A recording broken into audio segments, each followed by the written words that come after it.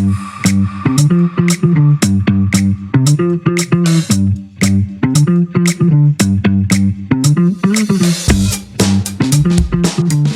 everyone, welcome back to the Three College Idiots podcast. You're listening to your hosts, Sam and Evan. Today we have a guest whose voice may sound a little bit familiar if you've listened to some of our podcasts.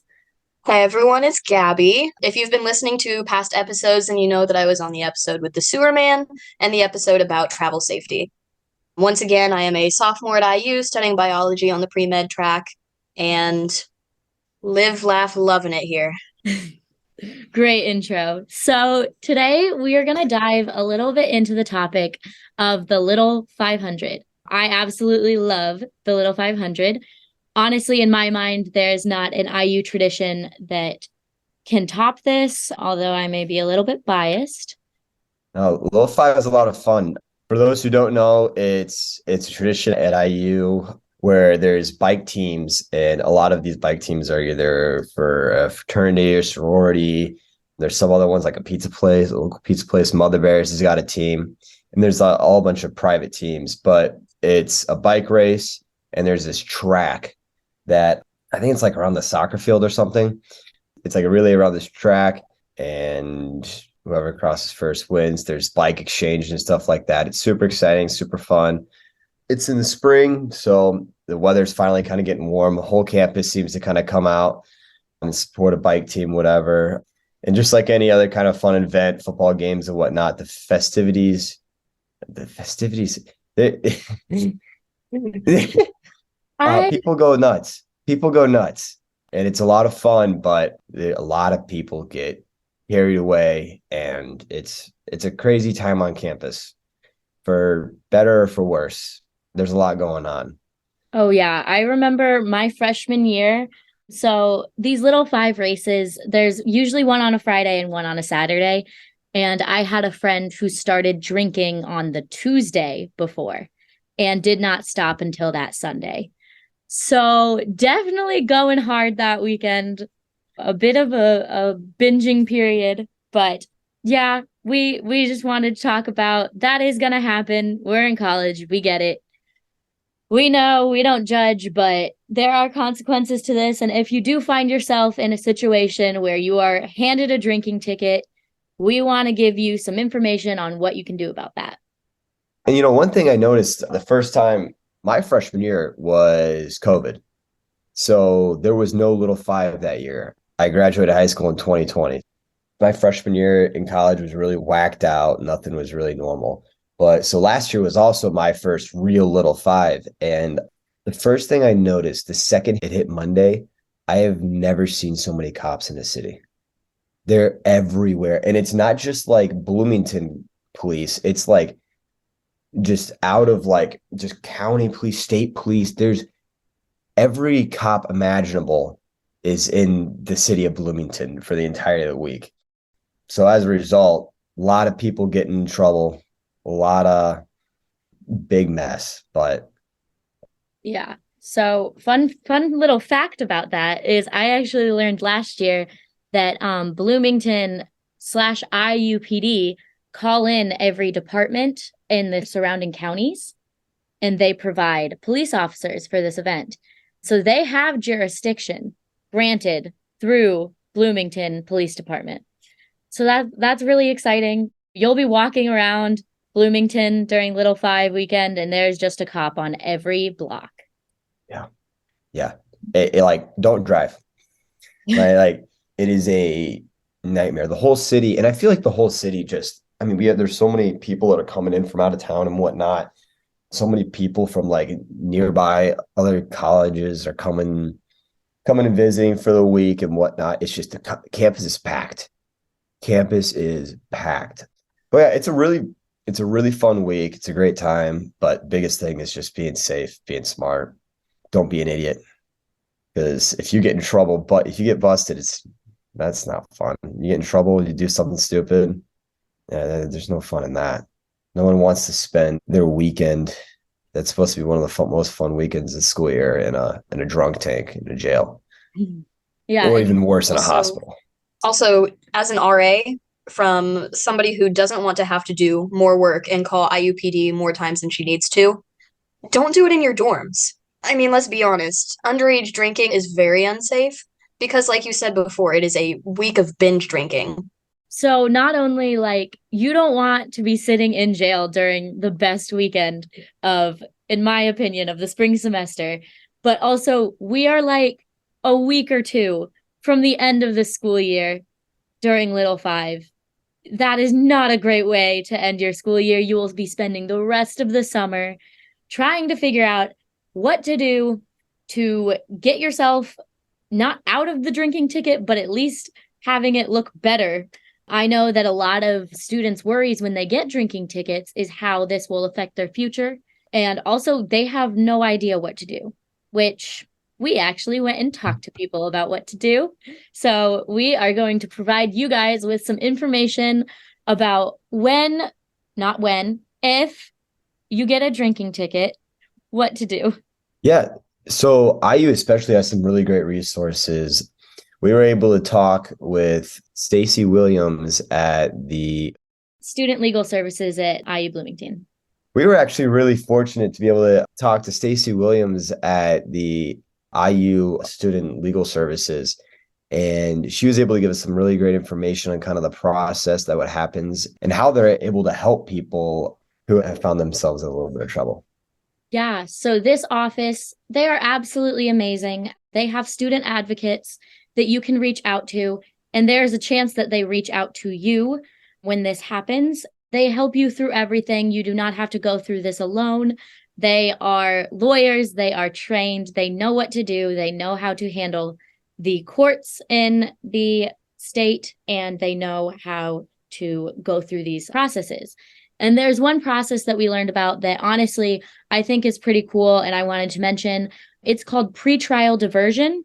I had no idea that they offer this, but basically, pretrial diversion is you are there, your first court date, you go in, and it is basically a program that in exchange for your charges, they will be dropped.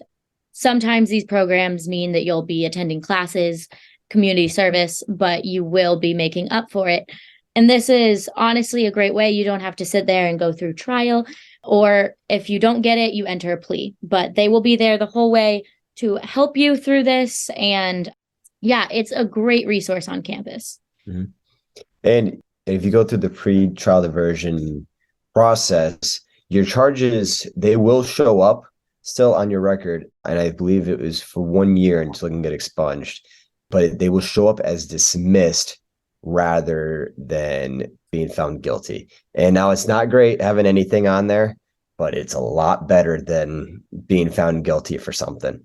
It's a 1 year time period until the expungement process can begin. And actually, I don't know if it's an Indiana-wide thing or just Bloomington, but now the expungement process will automatically start if your charges are dismissed and whatnot. And that is for misdemeanors. If it's a felony, I don't know anything about it. But in the case of a drinking ticket or something like that, 1 year, and then the process will begin automatically. And once it's expunged, it's totally gone. Nothing but a memory. Also, if it is a felony, you know who would know about that? Student Legal Services. Shout out them. They're great. And you know what I'm just realizing? We didn't even talk about the process of a drinking ticket. So I'm going to hand the floor over to Gabby, and I'm going to ask her. I know that there's been situations where she's been there when residents of hers, as an RA, she has to be there to see this process happen. So you tell us what that's about. Yeah, so normally we'll get a call from one of the residents, either one of their friends that's concerned or a different resident that's just hearing the entire thing, or it doesn't matter how, we just get to know about it. So we get a call and we go down and check it out. We see how serious it is, and if they seem to be a harm to themselves or others or look like they need help. Typically, we call IUPD and they also send along EMS. I tell them hi, I tell them my name, who I am, what my role is, and I explain to them everything that's happening. You seem to be having a problem. Your friends have expressed some concerns. We want to get you the help that you need. We are here to help you. We do not intend to cause you any harm or any additional stress. We are here to help you get the help that you need.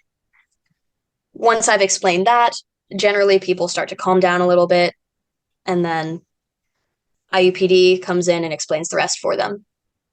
IUPD gets everybody's information. They breathalyze them. EMS does not do that. IUPD does that.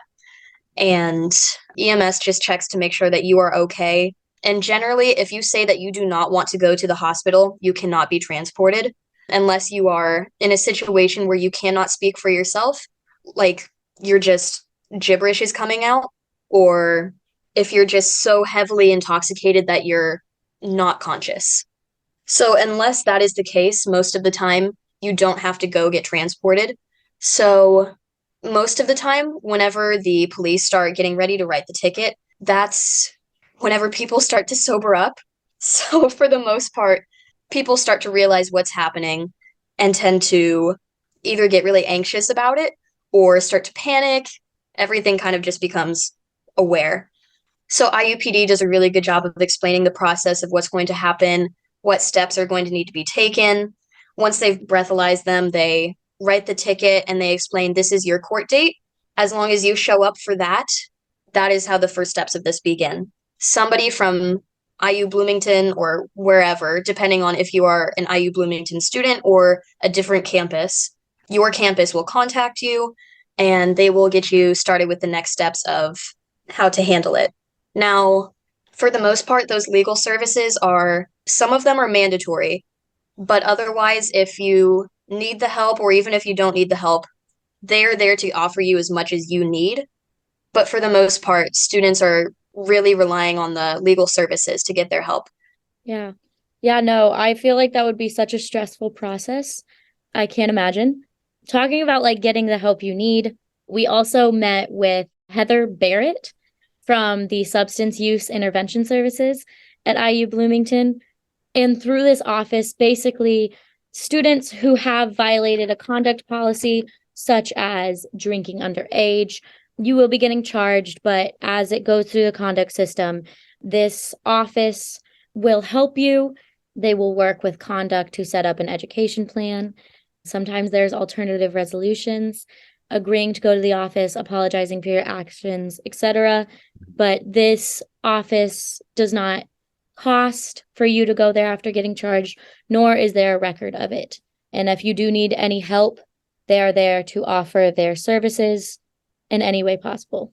And all these resources, we saw them under very different conditions than as someone who would be getting, who had possibly received a drinking ticket. But one thing I was most impressed about is how wanting to help everybody was. Everyone we met was very nice. And the biggest thing is they wanted to help. They wanted to help you. They don't want to screw you over. They get nothing out of you getting in trouble, but they just want to help you. And it's a great resource to take advantage of. And as we're saying all of this, a drinking ticket is scary, getting in any kind of trouble. No one wants to get in trouble. No one's getting in trouble. But above all, if you find yourself in a situation where stuff's kind of hitting the fan, whatnot, and you got a friend or someone, you see someone that's not doing good, call 911. Call 911. With Lifeline law, you will be protected. If you're underage drinking, you will be protected from kind of getting any kind of drinking ticket. It is always better to deal with that, to have to go through this whole process, whatever, than someone dying. Alcohol poisoning, death, lifelong complications. It's not worth it. Now, it's scary. It seems overwhelming, but if someone's not doing well, it's not going to go away. You can't just say sleep it off. They need help. They need a doctor. They need a hospital. Yeah. Make good choices. I feel like a lot of people honestly can't really tell because they themselves may be under the influence of like, when should I call? If you think you should call, do it. Because again, we cannot express this enough. A life is worth so much more than a drinking ticket. And I also think it's important to talk about, with it being Lil 5 and so many people on campus, so many people that know what's going on. A lot of people get the illusion that it's just a lawless land and nothing matters. Like that's just chaos. They're not going to get in trouble. That kind of feeling of like, I'm immune or whatever. I'm going to live forever. I feel like more than any other week, any other time, you see a ton. And with that comes a lot of real scary stuff, like people putting stuff in people's drinks, whether it's by a friend, by a stranger, whatever. If you or one of your friends thinks that they got something put in their drink, get help. Go to a hospital. Get help. You don't know what was put in it. You don't know what it is. It could be fentanyl. It could be anything. Like, and that's not something you want to mess with, and could be really, really dangerous. If you see someone put something in someone else's drink, say something. You got to look out for each other, especially when it's that crazy. You gotta look out for each other. Look out for your friends. Stick together. Stay with buddy. No one gets left behind. Just be smart. Take care of each other. Do not get me wrong. It is a really fun week. It's a great week to be a Hoosier, but it's dangerous. Look out for your friends. Stick together. Listen to your gut. Me and Sam are both in EMT class, Yes. and we've been learning about all this stuff, and we're trying to get certified as EMTs. And we just talked about like what it takes to be what we call alert and oriented by four to be able to make your own medical decisions. And now it's not a hard thing. It is, do you know who you are? Do you Mm-hmm. know where you are? What time is it? Like what year is it? Do you know what's going on? And if any of that's missing, the EMT, paramedic, whoever it is, can make the decision just to transport you. And if you're missing one of those, you probably need to be transported Oh anyway. yeah. Oh yeah, you Um, need to be transported. yeah, something is wrong. Here's the thing. The EMS services do not have a breathalyzer. So we really see based off of what are you doing that is making us think that much and that you are that, drunk or inebriated or whatever, intoxicated, whatever you are. So we aren't looking at the numbers that the police will be seeing if they do breathalyze you. So we're really looking at like, can you answer these four questions about who you are, where you are, Mhm. what year it is, and do you know what was happening? Yeah. Um, which I'm really hoping many people can answer. I'm But gonna be honest, I've seen quite a few times where people don't know what year it is. Like Mhm. so often somebody will say 2022 instead of 2023. But that's a tough one because like it was January whenever it happened, and so it was pretty uh, close. But there was one time a little more recently that I think somebody said 2020. that's not good. Yeah, Yeah. and when what they're more of looking for that is like they're if it's like January 1st of 2023 and you say Great way to make 2022, a new they're year. not going to put you in the boo-boo bus just because you were one day off. I mean, a lot of it's up to their discretion too, of like the EMT, if they're like, hey, this is something's really wrong here, or if they say that it's 1943 and they're storming the beaches of Normandy. Like it's one of those too, but also brings up a good point of EMTs are not cops. Mm-mm. EMTs are not cops. Paramedics are not cops. Nurses, doctors, PAs, NPs, they're not cops.